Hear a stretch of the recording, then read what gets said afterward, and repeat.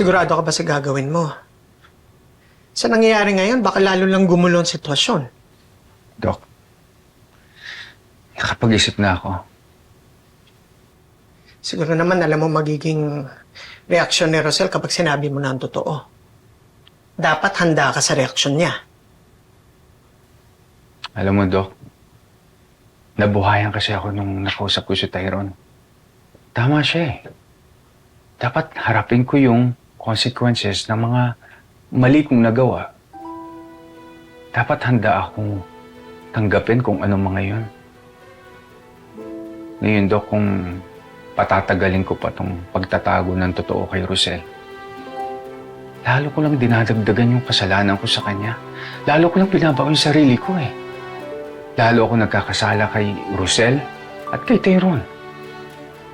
Kaya, nakapag-decide ako, sasabihin ko na kay Rosel ang buong katotohanan.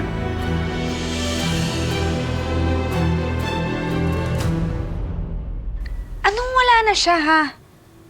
Ano ba nangyari? Tuluyan na siyang nawala. Ano bang yung hindi mo maintindihan doon? Ha, wala na siya. Sinabi niya sa akin na kay Rosel niya gusto sumama. Walang hiya siya!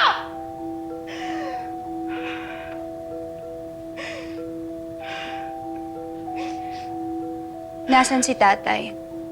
Gusto ko siyang makausap. Tali, hindi ko alam.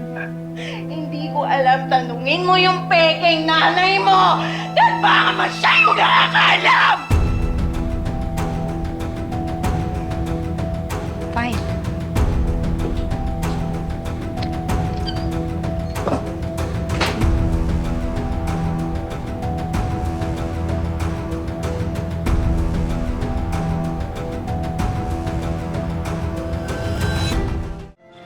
Sigurado ba kayo hindi dito dumaan si Tito Darius? Hindi nga, kulit. Tali, ba't mo ba hinahanap si Tito Darius? Eh, alam mo naman na galit ang nanay mo sa kanya. Ano bang pakialam mo, ha? Pwede bang huwag ka nang sumabat kapag hindi naman ikaw yung tinatanong ko? Mind your own business, Bel. Tsaka magtrabaho ka na nga. Ano ba? Ito naman! Tali, bakit kailangan itulak mo si Ben? Ha? Pwede mo naman kausapin ng maayos.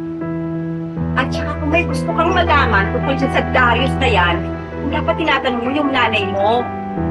O ayan, tama-tama, dyan nanay mo, yan ang tanungin mo. Dahil kanina may dumating itong mga polis, hinahanap si Darius dahil siguro, ire-report at nanggulo na naman.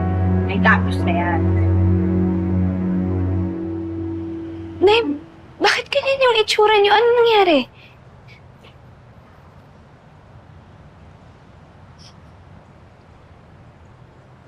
Si Darius!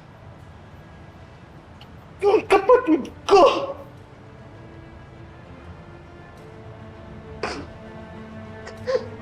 Tali,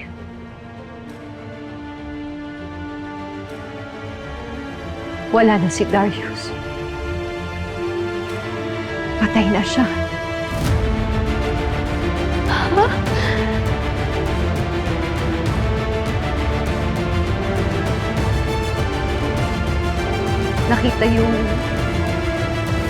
Nakita yung bangkay niya sa kakahuyan. Doon sa kabilang bayan. Pinatay siya. Pinatay si Darius.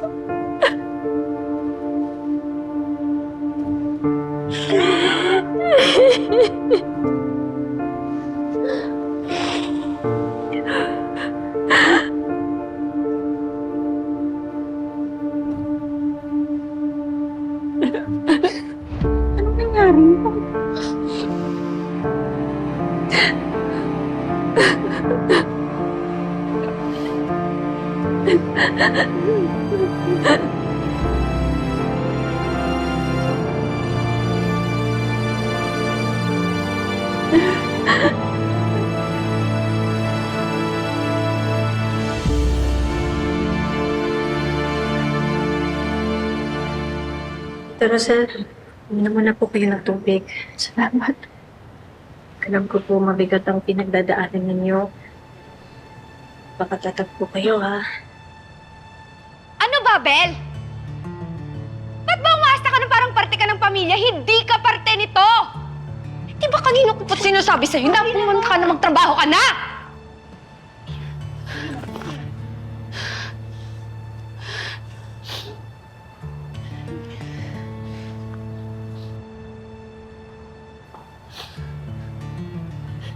Sel, siguro magpahinga ka na lang muna, ha?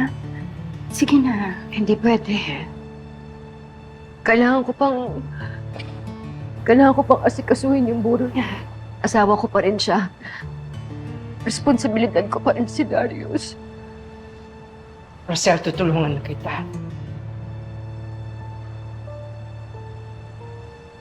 Alam kong malaki yung galit ko kay Darius. Hindi ko man lang siya napatawad bago siya mamatay. Sakit. Nagsisisi ako. Huwag niyo po sisihin yung sarili ninyo, ha?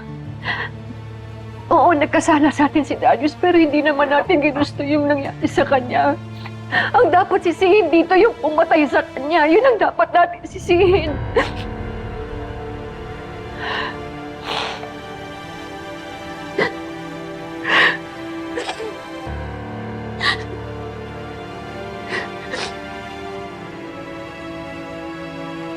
Rosel? Pwede kitang makausap? Kahit tayong dalawa lang. May importante sana akong sasabihin eh. Chris, pasensya ka na ha kasi marami pa akong kailangan gawin. Pasensya na. Teka, Rosel. May importante ako sasabihin sana. Kung yung sasabihin mo tungkol sa nangyari kay Darius, alam ko na. Bakit? Ano nangyari kay Darius? Wala na siya.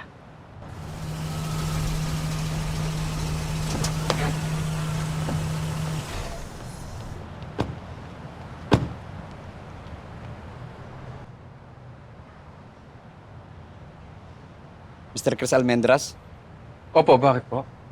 may nakapagsabi sa amin na dito ka nagpunta. Bakit po? Iniimbitahan po namin kayo sa presinto bilang person of interest sa pagpatay kay Darius Pascual.